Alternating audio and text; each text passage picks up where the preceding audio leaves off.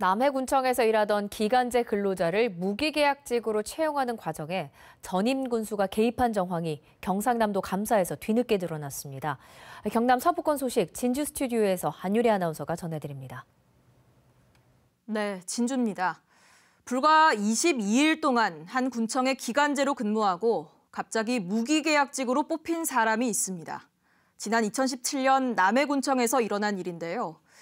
당시 남해군수가 채용에 개입한 정황이 경상남도 감사에서 드러났습니다.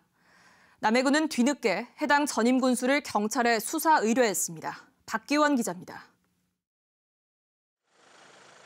남해군청 농업 분야 기간제 근로자였던 30대 A씨는 근무 22일 만인 지난 2017년 8월 군청을 그만뒀습니다. 그런데 하루 뒤 A씨는 갑자기 남해군청 무기계약직으로 채용됐습니다. 앞서 담당했던 농업 분야도 아닌 문화예술 분야로 뽑혔습니다. 정부 지침에 따라 지자체 기간제 근로자가 무기계약직으로 전환되려면 같은 분야 업무를 2년 넘게 했거나 앞으로 2년 이상 지속될 것으로 예상되는 업무를 해야 합니다. A씨는 앞서 남해군청과 직속기관에서 길게는 7개월, 짧게는 22일 등 6차례에 걸쳐 들쭉날쭉 근무했습니다. 무기계약직 전환 지침에 해당되지 않는 겁니다. 하지만 A씨는 2년 넘게 일한 다른 기간제 근로자 5명과 나란히 무기계약직으로 채용됐습니다. 경상남도 감사 결과 당시 박영일 남해군수가 A씨의 채용에 개입한 정황이 드러났습니다.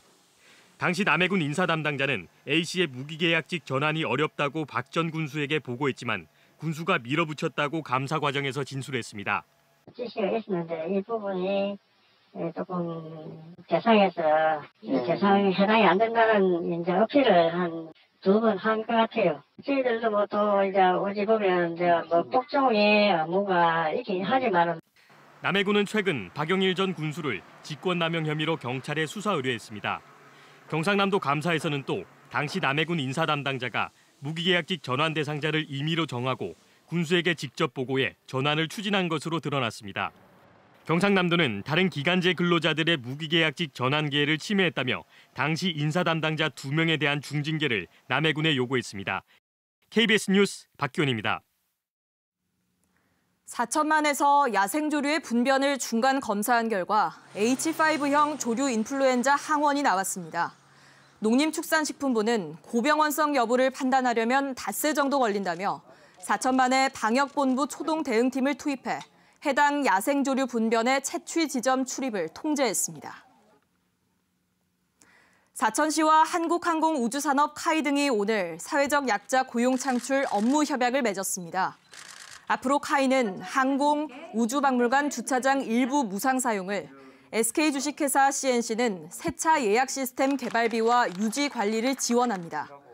또 사회적 약자 고용 창출과 성장 지원, 지역 자활기업 활성화 등을 위해 힘을 모으기로 했습니다. 진주시가 오늘 능력개발원에서 너운이 갤러리 개관 기념 전시회를 열었습니다.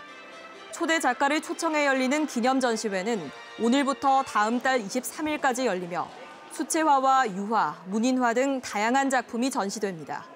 진주시는 시민들에게 내년부터 무료로 너운이 갤러리를 빌려줄 계획입니다. 지금까지 진주에서 전해드렸습니다.